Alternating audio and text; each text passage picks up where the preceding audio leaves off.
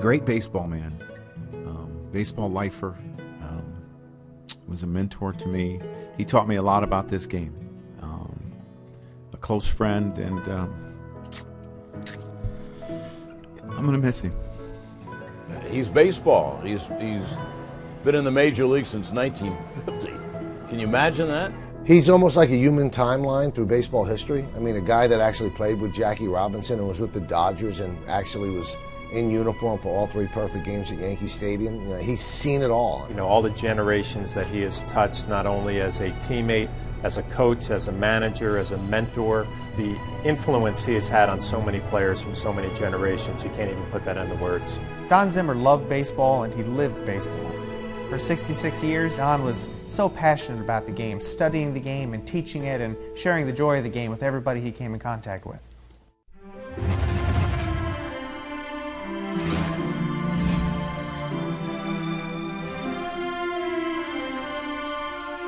Don Zimmer, former Yankees coach and baseball legend, passed away on June 4th at the age of 83.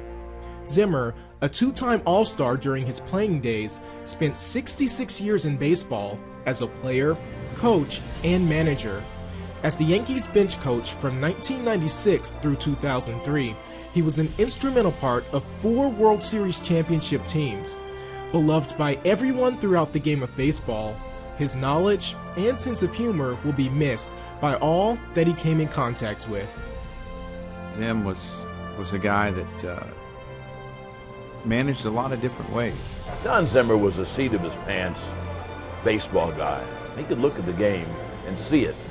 He didn't need 1 million statistics. The knowledge that he gathered came out in different ways. It didn't necessarily have X's and O's as you might think about, but he came at different angles, and that's what made him so valuable. He came with the unexpected.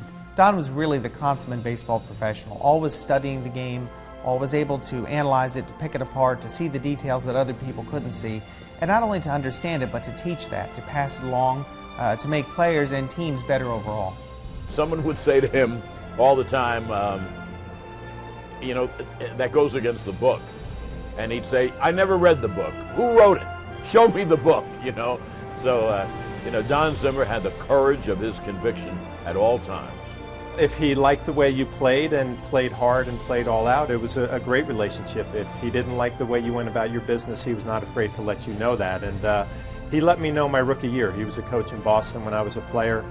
He had a very stern talk with me about what it takes to be a big leaguer, what it takes to be an extra guy to stick around. I never forgot that conversation because I remembered it my whole career.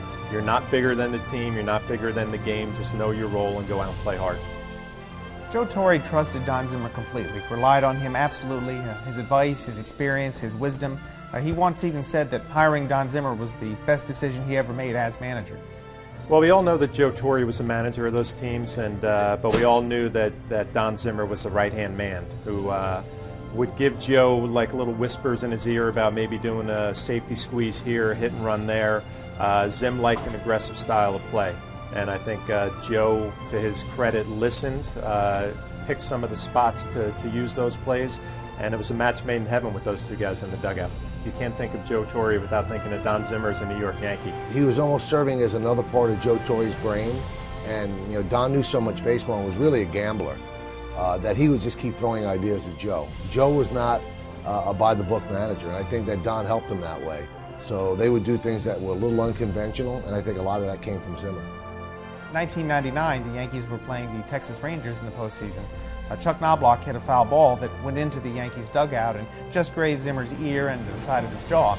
So the next day, when he came into the locker room, he saw this hat box on top of his stool right next to him. And he opened up the box and there was this legitimate helmet, an Army helmet. And it had Zim with the Yankee, Zim on the side with the Yankee logo on it.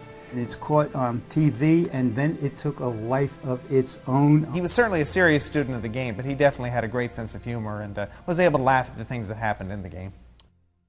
Zimmer dedicated his entire life to baseball in a career that spans more than 6 decades. His love for the sport was obvious from his first game in 1949 to 2014, when he was still serving as a senior advisor for the Tampa Bay Rays. He even married his wife of 63 years on home plate before a minor league game in Elmira, New York. Imagine a player that could sit down and ask Don Zimmer, what's Jackie Robinson like?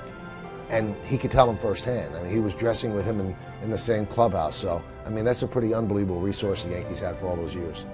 Zimmer had so much joy regarding baseball. He loved playing the game, being around the game, being part of the game so much. It just was so electric that all the people he came in contact with just caught that excitement right along from him. He loved the game of baseball, he loved being around the park, and he loved being around players. So the fact that he didn't collect a paycheck outside of the game, I think he would tell you, his family would tell you, that's exactly the way he wanted it.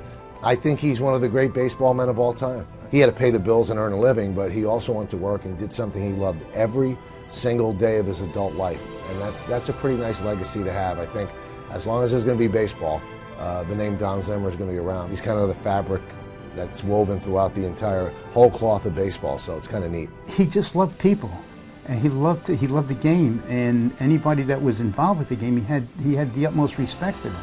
His legacy in baseball is just a true baseball ambassador. You know, what the game at its core value is supposed to be. You play hard, you play to win every day, and you respect the game, and I think that's what Zim did every day he showed up at a ballpark. As a baseball guy, he just wanted the game played the right way.